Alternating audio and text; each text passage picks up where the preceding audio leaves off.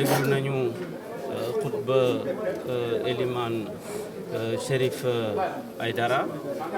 bi nga xamante ne ginnaaw mu fàttalee li nga xamante ne noonu la jullit war a doxalee kooram ak mu war a doxalee digganteem ak moromam ñu rafetlu ko lool parce que bu ñu rafetalee nekkin bi rafetal suñu diggante ñun ñëpp loolu moo mën a tax ñu am jàmm ci suñu diggante mais mën a tax ñu am jàmm ci société bi jàmm ci dëkk bi loolu am na solo mais imam ñëwaat na xamal ñëpp situation bi nga xamante ne mooy situation grande mosquée bu Ziguinchor mu nekk situation bu métti nag ndax yàqu-yàqu bi jéggi na dayoo mais may fàttali rek ne mairie Ziguinchor amoon na projet ak ses partenaires pour ñu defaraat ko liggéey bi commencé woon na am na taxaw na mais équipe bi fi nekk ak ñi ko tàmbale woon ñoo ngi fi dinañ ci ñëwaat leeral askan bi li waral loolu mais ñun lu ñu soxal mooy ñu jël situation boobu xamal ko suñu kilifa yi notamment monsieur le président de la république son excellence Macky Sall pour que nu muy jàppale këru diine yi nu muy jàppale diine bi ci Sénégal yëpp mu jàppale ko Ziguinchor pour que ñu defaraat mosquée bi ci anam yi nga xamante ne anam yooyu lañ ko war a defaree mu nekk lu am solo parce que juma grande mosquée Ziguinchor gis nañu ne patrimoine historique la dañ ko classé patrimoine historique mondial donc war nañ ko toppatoo ndax patrimoine bu ñu bokk ñun ñëpp ñun jullit yi yëpp la jullit ci Sénégal ak jullit ci àdduna bi yëpp. li ñu déggee ci lii nga xam imaam bi xutba na ko macha allah xutba bi moom dafa ko accès rek ci jullit ni ñu war a nekkee wax na it ci loo xam ne tamit lu am solo la ñu affaire relation bi ñu war a am ak nitu diine yi waaye may fàttali ne ñun projet bi ñu am muy projet Burok foi moo ko téye foi lañ njëkk a bind ci téere bi nga xam ne moo koy mandargal foi nag du lu matériel du lu ñuy làmb defe naa ne patrimoine bi tamit patrimoine immatériel la sax mën nañ ko wax matériel la ci en tant que édifice waaye lañ fiy def si dafay tabax doomu aadama ngir mu mën a bokk ci li contribuer tabax bi ñuy tabax doomu aadama bi mu mën a defar réewam defar boppam nekk ci askan boo xam ne dina mën a mucc ay ayib loolu nag ci biir loolu kon xam nga ne ko ñun projet bi lañu jéem a déroulé ñun ñu ngi soog a toog nag bii mooy suñu premier 2 mois 3 mois la ñu fi soog a defagum am na yu bari yoo xam ne mënaguñ koo tëb wax ko te fekk ñi ngi ci d'abord di waxtaan ak ñi nga xam ne ñoo fi nekkoon ak projet bi ñi nga xam ne mooy yi nga xam ne moom lañ ko séqal yëpp lañu war a boole waxtaan ak ñoom ba pare doogu tàmbali nag commencé nag jëfandoog nit ñi ndax li am solo du ñun ñooy def ñun dañ ñoo fal ngir ñu fexe ba ñi ŋànk mbir mi liggéey projet Burok boo ko xool philosophie bi ko sous-tendre mooy ñun dañu war a fexe ba askan wi liggéeyal seen bopp waaw loolu moom xàmmee na ma ci ndax dox naa ci ak moom ba xam d'abord comme ni ko gouverneur waxee mosquée bi patrimoine classé la donc ñun ministère bi nga xam ne moo yore loolu moo ko war a def ñun peut-être collaborateur la ñuy def dañuy ànd ensemble ak état bi pour mën ko liggéey donc du loo xam ne dañ koo gàll suñuy mbagg pour ñu war koo def itam dañoo ñëw fekk mu am ci fu mu jaar yoon équipe bi nga xam ne ñun moom lañu uutu ñoom ñoo ko signé ñoom ñoo defar contrat bi taxaw na boobu ñun jëlaguñu pouvoir bi kon bu ñëwee lan la ñu war a def saisir dossier bi def nañ ko dem nañ toog waxtaan ak ñoom xam nañ ne patrimoine classé la donc du suñu rôle ñun sax ñu ñëw di ci tabax lan lañ ma nekk comme partenaire suñu espace la rek ñëw liggéey ak ñoom ca loola te loolu ñu ngi ci commencé di discuter ak ñoom waxtaan naa ci ak imam ratib bi man mi waxee personnellement dem naa ba toog moom waxtaan ci ak moom donc ñun toutes les mesures yi nga xam ne war nañ ko jël ñu ngi koy jël fu mu nekk nii. bu ko defee tey ñëw nañu ñu déglu ko ak xel waxoon nañu ko njëlbeen mu ne déglu leen ma xel parce que li may wax dafa am maal bi mu waxee lu tax ñu war a gëm koor gi nan la ñu war a mel ak nan la ñu war a jëf jàng nañu si lu bëri parce que mën nga woor mu am lu lay rëcc moo tax boo ñëwee teew lu mel nii jàngat rek nga ci am kontaan ci gërëm imam gërëm waa Ziguinchor gërëm ñëpp ñi nga xam ne ñëw nañu fi teew ñi nga xam ne leen rek moo ñu boole gëm yàlla imam tamit dellu si na ci woon ñi nii politique dëgg la mais politique bu baax moo gën luy politique bu baax mooy wuyu jooy askan wi wuyu mbébét askan wi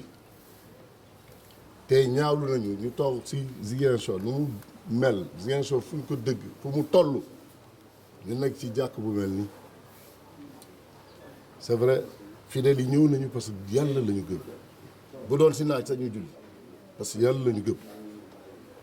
mais Ziguinchor mérité na lu ëpp lii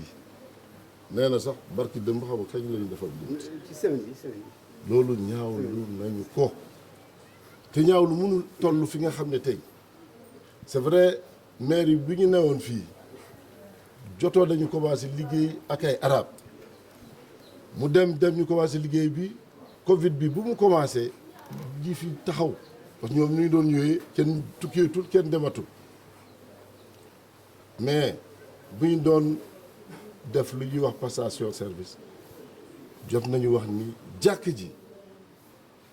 lépp li nga xam ne am na Ziguinchor te jotuñu ko defar suñu yéenee amoon nañ ko mais jotuñu ko defar ñun duñu dara mais institution bi moo am maanaa jàpp leen si ngeen defar bu jeexee duñu ne Mademba moo ko defar wala Dawda moo ko defar mais kër diine la kër yàlla la kenn moomu ko kenn defaru ko yàlla moo koy defaral bu fa mais tey bu ñu demee ba tollu tey ñu gis ni mosquée bi neewul di évoluer fu mu toll dëmb tey la gën a pirate parce que tey lii bu ñu continuer nii même nawet xam naa ne kenn du mën a julli fi loolu masiba la moo tax may dëggaat encore imam di dëgëral man mi gëm ni depuis ñu jël indépendance ba tey